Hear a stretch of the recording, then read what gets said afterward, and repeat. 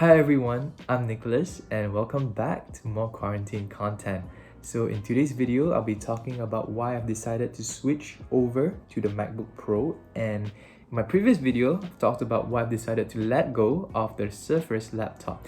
So if you're planning to own a Surface device, any kind of lineup, maybe the Surface Pro, Surface laptop, so that video is quite general because all the Surface lineup, the design language is pretty similar.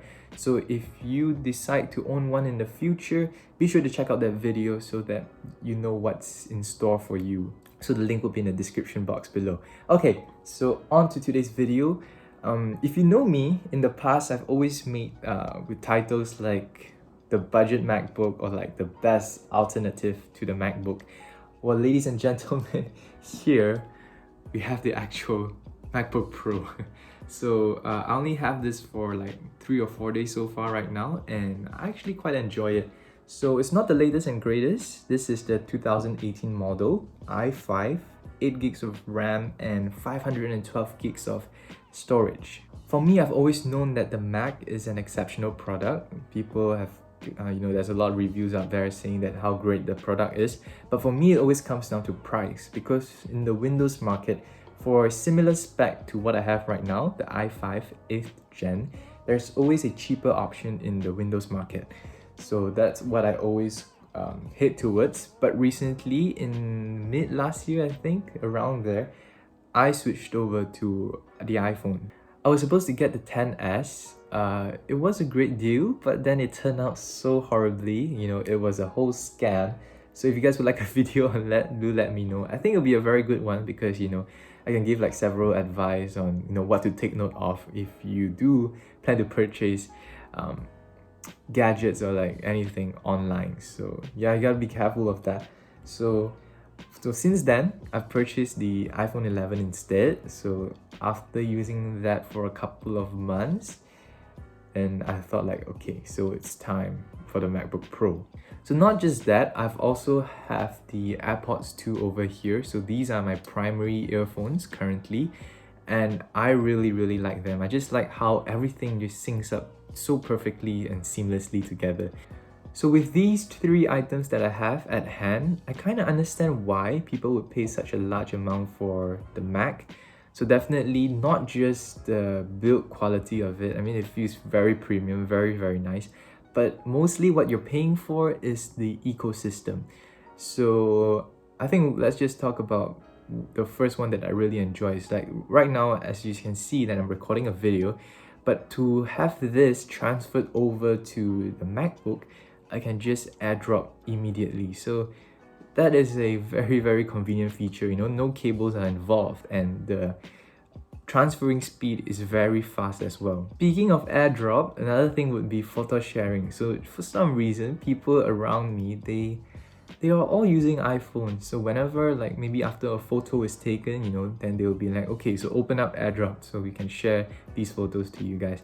And there's always me with the Android. I can't do anything. And because the picture on WhatsApp is so compressed, there's literally no other way to really share those photos with everyone. So AirDrop is the most, I would say, convenient way as of now. For me, switching over from Android to iPhone, I wouldn't say it's such big of a problem because everything is still manageable. I only have my essential applications like social media and whatnot. Shameless plug, do follow me at nicholaswaikit on Instagram. Okay, but like just WhatsApp, it requires a special application in order to transfer all your chats over. But switching over to the Mac is where everything starts to go haywire because it's similar, but at the same time not very. I would say like on Windows, I'm quite familiar with all the different shortcuts and hotkeys, and here it's just everything's some keys are similar, but some keys are really different. So like screenshot, spotlight search, cut, copy, paste, these are just some of the examples. But yeah, I'm slowly getting used to it. And the system interface overall, so something that really bugs me is that how Windows, you can just like different window, you can have half a page that is Word and half a page that's maybe your Google Chrome. But Over here, you can't really do that. You need a plug-in in order to do so. So for me, it's like, this is such a simple task. Why would you require a plug-in for a feature like that? And another thing I would very much like to point out would be RAM management. So here on the Mac, it's very clever. Same goes for the iPhone as well. It's only 8 gigs over here, similar to what I owned previously in the Windows laptops.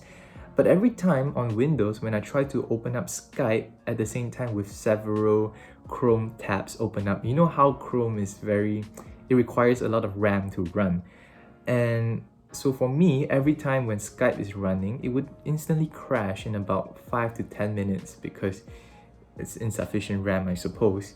But over here, it's working fine and it's working like it should be, no matter how many applications or tabs I have open.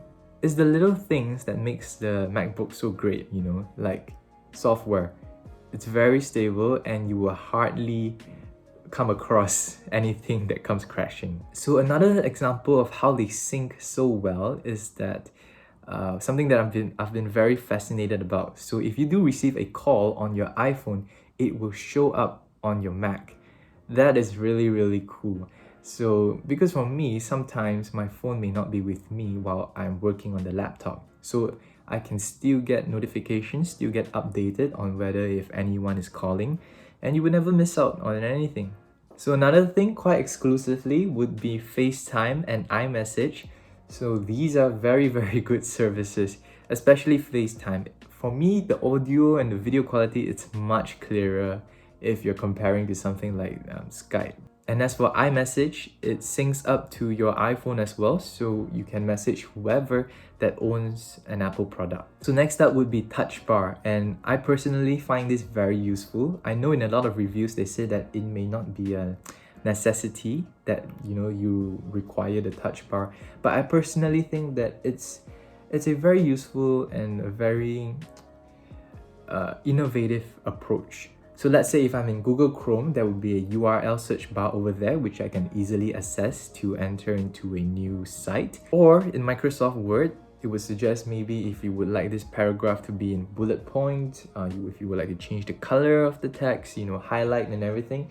Or in FaceTime, where you can quickly mute or unmute the call, turn the video on and off or end the call. So I like how versatile it is compared to traditional keys where they are just play, pause, adjust the volume, the brightness, whereas this can give you things that you would actually use on a daily basis. So one of the best features I would say on the Mac would definitely be the trackpad, and it's praised all over.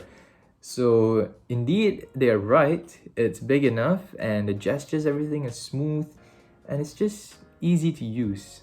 For the speakers, I've heard a lot of good things about it, and MacBooks have always been the benchmark of a good laptop speaker. For me, in terms of Windows, I personally think the Surface is one of the best, because from the Surface laptop, if you look at the laptop itself, you wouldn't be able to find any speaker ports because the sound is actually coming from the keyboard directed at the user. But with the MacBook Pro, until I actually personally listen to it, it's on a whole different level. So it looks like it has a subwoofer of its own and it feels like a hi-fi system. The only thing that I was particularly worried about purchasing the 2018 model of the MacBook Pro would definitely be the keyboard. So I don't know if you guys are aware of this, but ever since Apple switched over to their butterfly keys, it's just not that great. So a lot of people have been complaining of sticky keys, whereby sometimes they could be typing and double letters will start showing up. So it could be a double E, double D, suddenly, something like that. So the problem with this is that it only affects a certain amount of people. I was quite worried if, down the road that this may be a problem, but, it's something to be aware of. But good news is that currently the current MacBooks, especially the MacBook Air 2020, they have started to switch back to their scissor keys. So that is very nice to hear. So Apple has gone back to their previous keyboard, which is much more reliable. Okay, so this is everything that I wanted to cover in today's video. Hopefully you guys did enjoy. Do leave me a comment. Tell me what you guys want to know about, or would like me to make a video about. Alright, so thank you guys so much for watching. My name is Nicholas, and I'll see you guys in the next one.